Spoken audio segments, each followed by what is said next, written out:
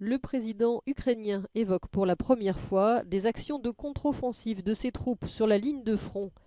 Volodymyr Zelensky s'est exprimé lors d'une conférence de presse à l'occasion d'une visite surprise à Kiev du Premier ministre canadien Justin Trudeau.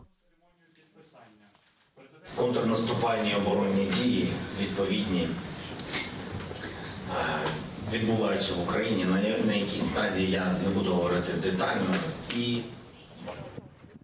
Dans le sud de l'Ukraine, le grand port ukrainien d'Odessa sur la mer Noire a été une nouvelle fois visé par une attaque de drone ce samedi à l'aube. Bilan 3 morts et 26 blessés selon les autorités.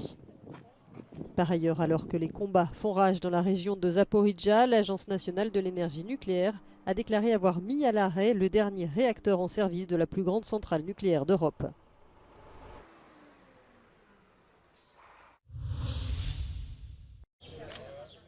Le pronostic vital des 6 victimes poignardées jeudi à Annecy n'est plus engagé. La procureure l'a confirmé ce samedi. Elle a aussi précisé que l'assaillant, un réfugié syrien de 31 ans, avait été mis en examen et placé en détention. Ce dernier est resté silencieux lors de sa garde à vue comme devant les juges. Le parquet d'Annecy, ce jour, a ouvert une information judiciaire des chefs de tentative d'assassinat et de rébellion avec armes. 2 juges d'instruction du tribunal judiciaire d'Annecy ont été co-saisis. Le parquet a requis son placement en détention provisoire.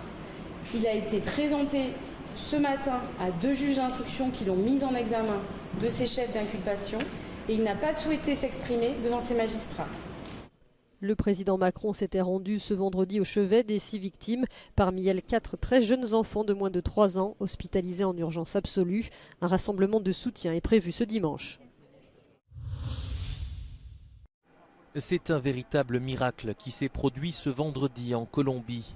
4 enfants, livrés à eux-mêmes dans la jungle pendant 40 jours, ont été retrouvés vivants. Le plus jeune est âgé d'1 an, l'aîné a 13 ans. Depuis plus d'1 mois, des recherches étaient menées dans une forêt quasiment impénétrable où rôdent jaguars, pumas et serpents dangereux. Las comunidades indígenas que estuvieron en la búsqueda y las fuerzas militares conjuntamente encontraron a los niños 40 días después. Estaban solos, no habían sido, ellos mismos lograron un ejemplo de sobrevivencia total, digamos, que quedará en la historia. Cette photo diffusée par l'armée montre les enfants tout juste retrouvés. Originaires du groupe indigène Witoto, ils erraient seuls dans la jungle depuis le crash de leur avion le 1er mai. Leur mère ainsi que 2 autres adultes, dont le pilote, sont décédés et leurs corps avaient été retrouvés sur le site de l'accident.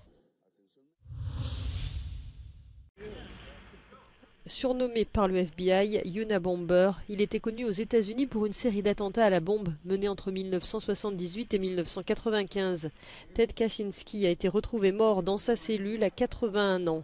Après une longue traque, il avait été arrêté et condamné à la prison à vie en 1998.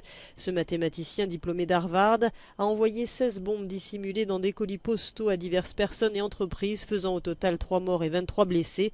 Ses premières cibles étaient des universitaires et des compagnies aériennes, d'où son surnom. Des migrants clandestins, dont certains armés de couteaux, ont été découverts à bord d'un cargo turc lors d'une intervention des forces spéciales italiennes au large de Naples ce vendredi. Dans un premier temps, le ministère italien de la Défense a évoqué une tentative de détournement, mais selon les médias locaux, cela n'est pas avéré.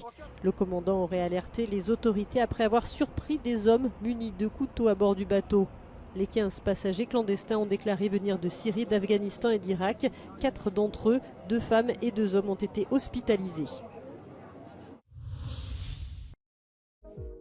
La numéro 1 mondiale Iga Swiatek remporte pour la 3e fois Roland-Garros. En finale ce samedi, la Polonaise est venue à bout de la Tchèque Karolina Mukova, 43e mondiale. Une victoire en 3-7, 6-2, 5-7, 6-4. Déjà lauréate à Paris en 2020 et 2022 ainsi qu'à l'US Open en 2022, Iga Swiatek décroche son 4e titre du Grand Chelem à seulement 22 ans. Ce dimanche, la finale du tournoi masculin mettra aux prises le Serbe Novak Djokovic et le Norvégien Casper Ruud.